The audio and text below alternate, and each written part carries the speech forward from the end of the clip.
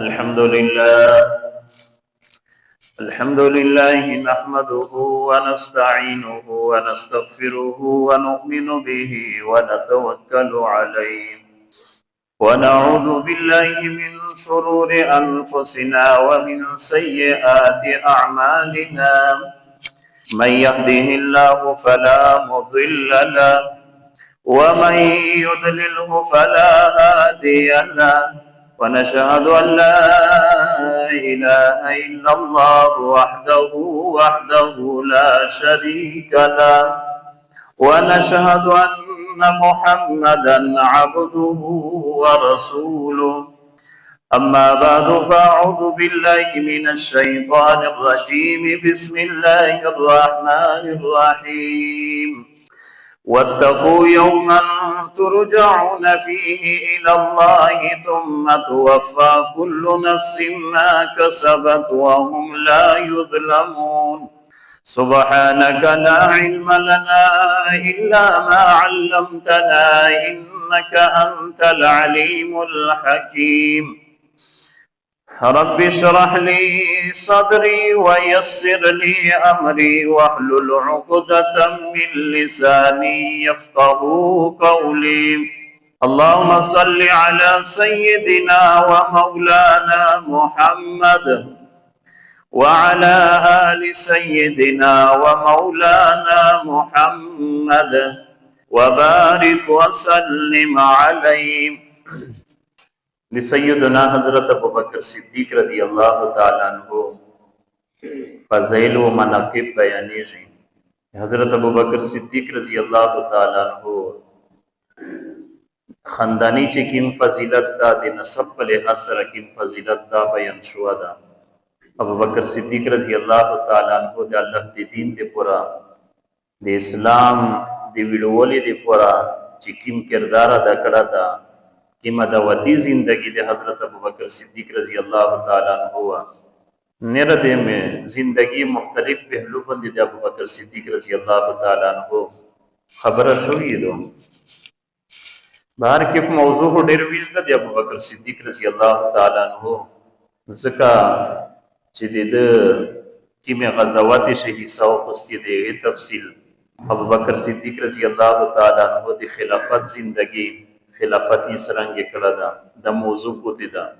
ابوبکر صدیق رضی اللہ تعالی عنہ چې کوم عادات او کوم اخلاق وی په باندې خبره کوتی دو دیرنګ ابوبکر صدیق رضی اللہ تعالی عنہ په خلافت سے کوم فتوحات شوې دي او کوم لګې ته دای رسیدله دا نو دا ټول تفصیلات د ابوبکر صدیق رضی اللہ تعالی عنہ د زندگی سره تړلې دي. خو نن د ابوبکر صدیق رضی اللہ تعالی عنہ په حواله سره د ابوبکر صدیق رضی اللہ تعالی عنہ تقوا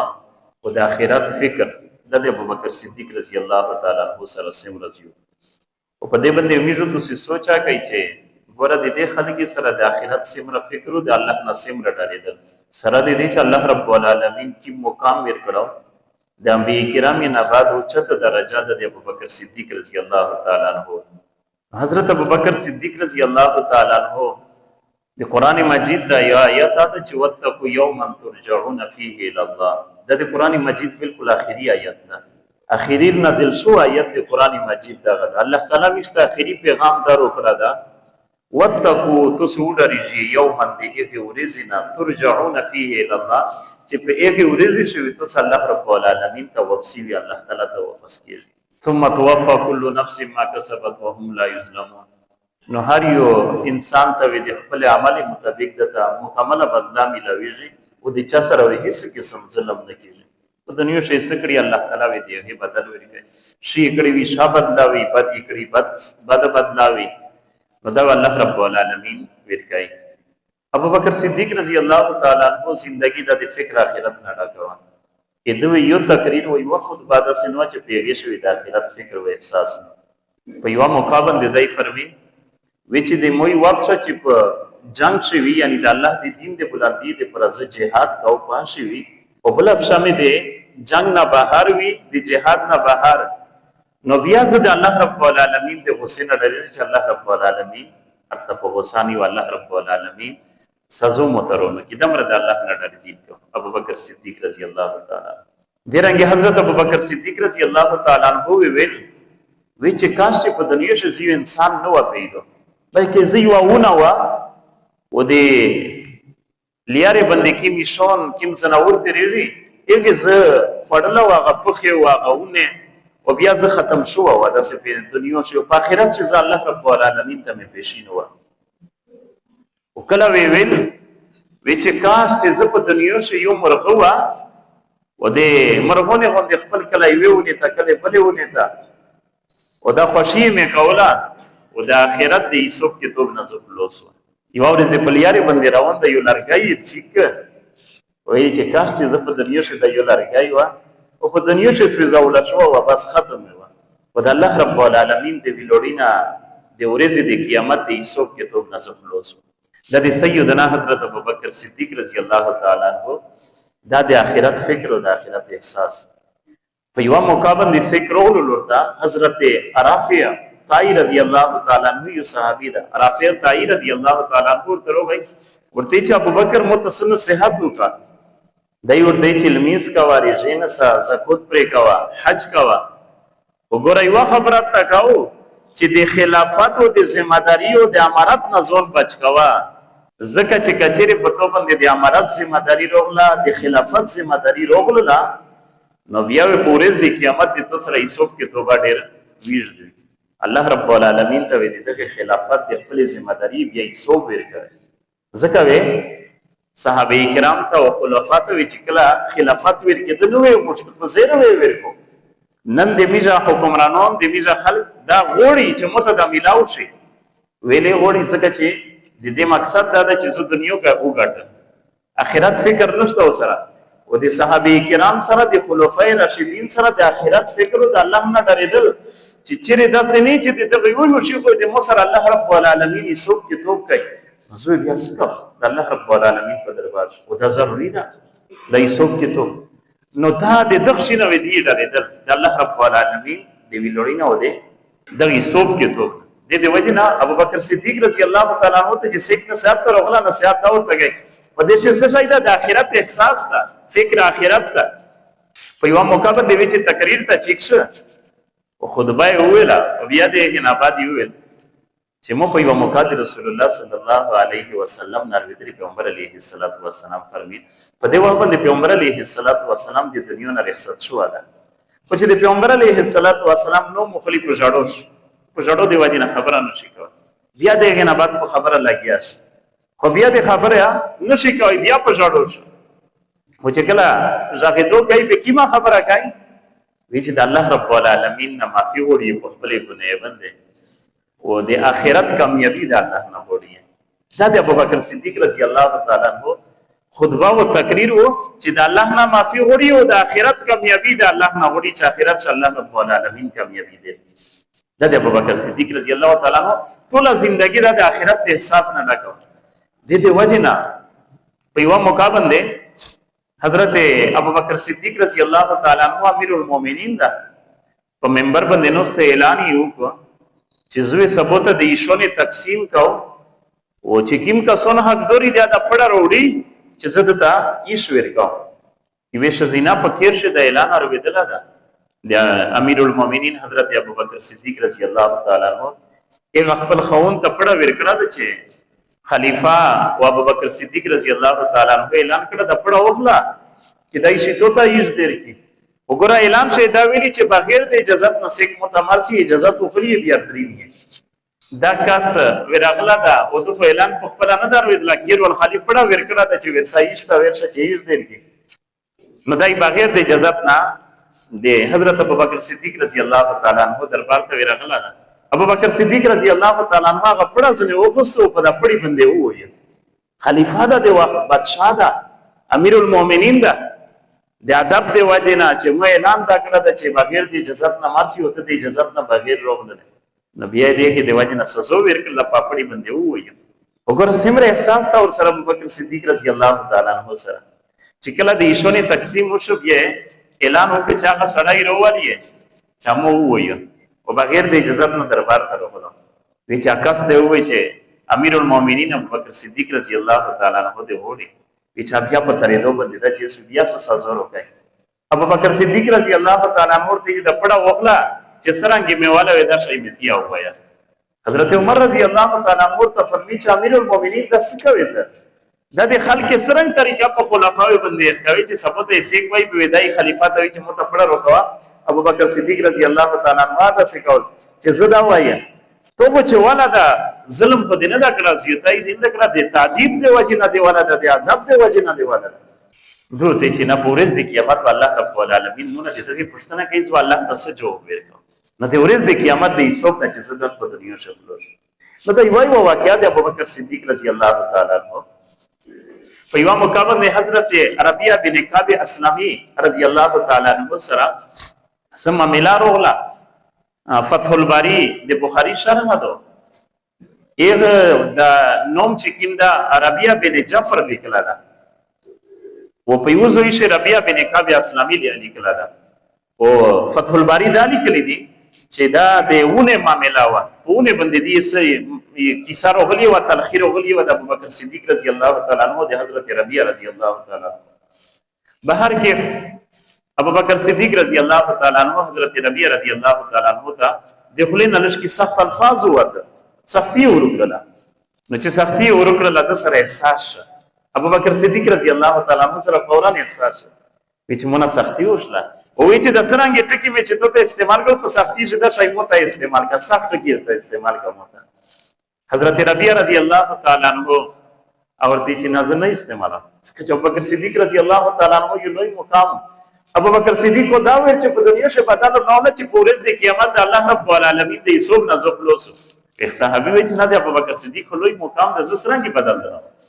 په دې باندې دمر تکرار یو شو او چې بدل نه هو رسول پیغمبر علیه الصلاۃ والسلام ته شکایت پیغمبر علیه الصلاۃ والسلام ته ورسې چې دای دې مونږ بدل نه وکړي میجو ته څه چې سیک بدل وکړي کنه یو خو ظلم زیاتای کوي اکثر میجو ته دې طرف نه به چې سیک بدل وکړي به هغه میجو ته نه خوشای او ابوبکر صدیق رضی الله تعالی عنہ امیر المؤمنین دا هغه ابوبکر صدیق رضی الله تعالی عنہ په دی وخت باندې خلیفہ نه دا او بهر کې فلوی مقام یې دا د پیغمبر علیه الصلاۃ والسلام څنګه ورته چې نه بدل یې نو فلوړ پیغمبر علیه الصلاۃ والسلام ته شکایت کړي دای چې پیغمبر علیه الصلاۃ والسلام ته روان شو حضرت ربیعہ رضی الله تعالی عنہ هغه روان شو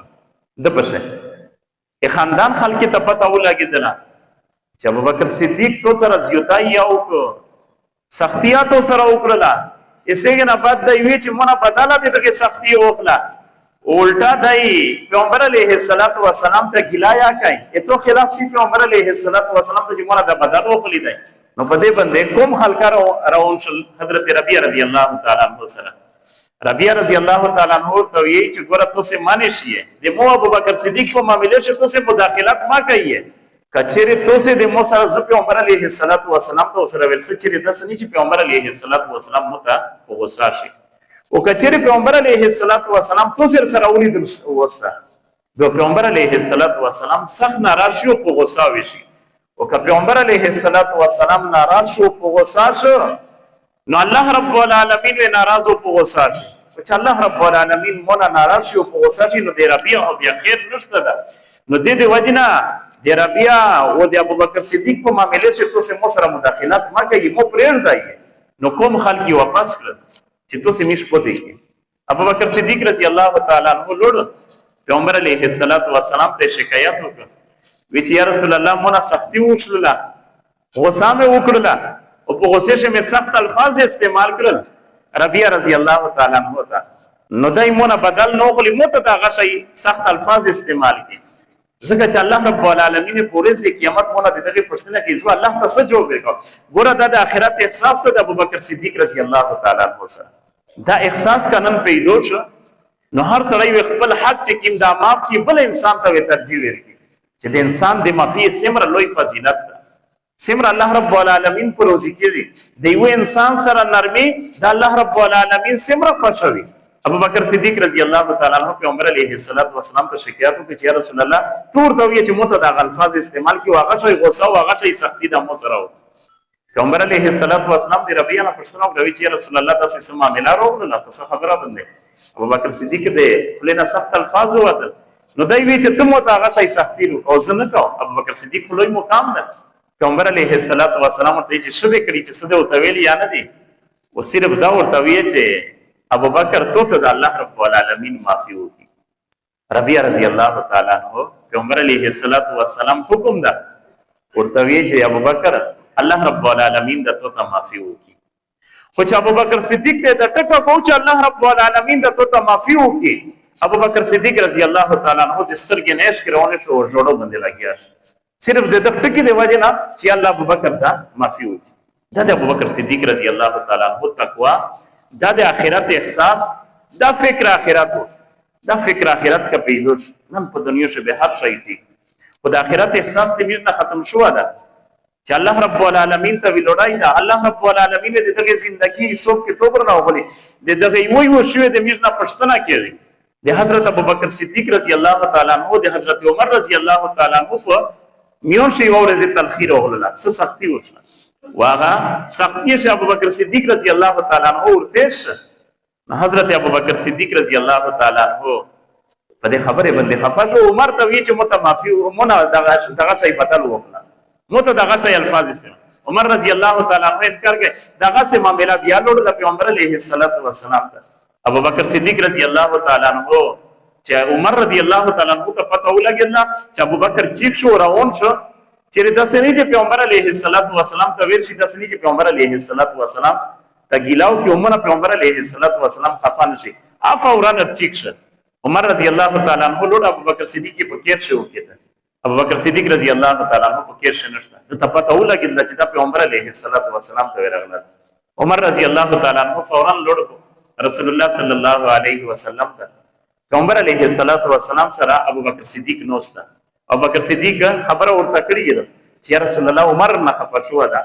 ومنه بدل نو وکړي مو سره سختی نه کوي چې مونږ بدل وکړي وای چې په دې وخت باندې چې زویر تل عمر رضی الله تعالی عنہ فرمي چې د رسول الله صلی الله علیه وسلم مخ مبارک د غسینه تکثیر ده مو ته په غوسه ده وای چې کله چې مو ولید چې پیغمبر علیه الصلاۃ والسلام دې په غوسه ده وای چې ابو بکر صدیق چې شو پیغمبر علیه الصلاۃ والسلام ته وای چې یا رسول الله چې عمر ته سونو یې زیاتای دې مو طرف نشو ده وای چې کله دا ټکا ابو بکر صدیق ورته وکړو نو پیغمبر علیه الصلاۃ والسلام غوسه ټان دشلو وی چې غصه چې ټانډفلا خلی درته وینه وی چې عمره د مو د ملګری معاف کې دا خو د مو هغه ملګری دا چې تو د مو تکذیب کو تو مو په تیرا راخستی و او د مو تصدیق کو د مو صدقات یې بیانو وی چې د الفاظ یې دوا درې ورته استعمال کړي پیغمبر علیه الصلاۃ والسلام دمر د ابو بکر صدیق رضی الله تعالی عنہ د پیغمبر علیه الصلاۃ والسلام محبت ور سره او د ابو بکر صدیق رضی الله تعالی عنہ د الله رب العالمین نه ډارېدل د تقوی او د آخرت احساس هر کې ډېر واقعات داسې دي د ابو بکر صدیق رضی الله تعالی او دا صرف هغه د ابو بکر صدیق رضی الله تعالی عنہ د ژوندۍ سے نمونه څه دوستا پیش کو ځکه چې دا تقریبا د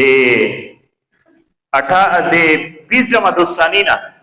د میجو ته د موضوع شری دا نن 19 رجب دا تقریبا یو میاش مسلسل د موضوع سره سلامه 15 جمادی خلیه تقریبا په نیم نازیو ته ژوندۍ د ابوبکر صدیق پوتې دو اوس وی چې مختصر شي کني په دې فکر اخرت باندې دوه واقعیت چې نه راوځي چې د کیم خروق شیخ احتیاط کړه دا د تکیم خروق روغلا دا چا منتر تلاوت کړه دا او بیا په باندې دم کړی دي سیګه او هغه خروق د تر روغلا الټي کړی دي چې سه په هغه لقمه دې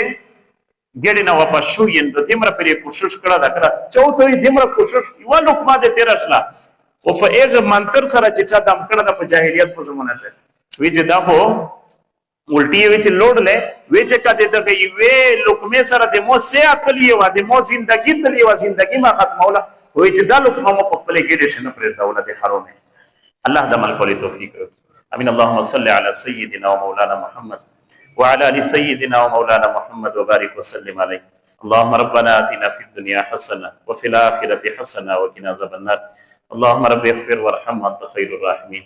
یا الله دې میش ګناهونه معاف کړي تقصیرات می معاف کړي حضرت جمع سے مشکلات یا رب العالمین دې ټول مشکلات حل کړي یا الله امت مسلمه ته خیر پیش کړي بیمارون د اهل اسلام سم رضی رب العالمین ټول ته شفا کامله جل نصیب کړي مردگون اهل اسلام سمرت لی اللہ مغفرتی نصیب کے یا اللہ چا بلا کرزی دی حلول اسباب جوڑ کے سیک تنگ دست دی اللہ پر رزق سے فراحی ویر کے سیک بے روزگار دی حلول روزگاری نہ ویر کے یا اللہ سیک بے الودا دی نیک صالح نرینا بچیون ویر کے یا رب العالمین دمیر د سمر عبادت دی پدر شیخ اخلاص پیدو کے و دی خپل رضا دی پر دمیر نہ قبیل کے یا رب العالمین دمیر قوتینا دمیر صلاحیتینا دمیر دولتینا دی دین دی پر استعمال کے یا رب العالمین دی دین چار میجو دی ټول نه وکړي رب العالمین دی صحابه کرام په نقش قدم میں روان کے وصلی اللہ تعالی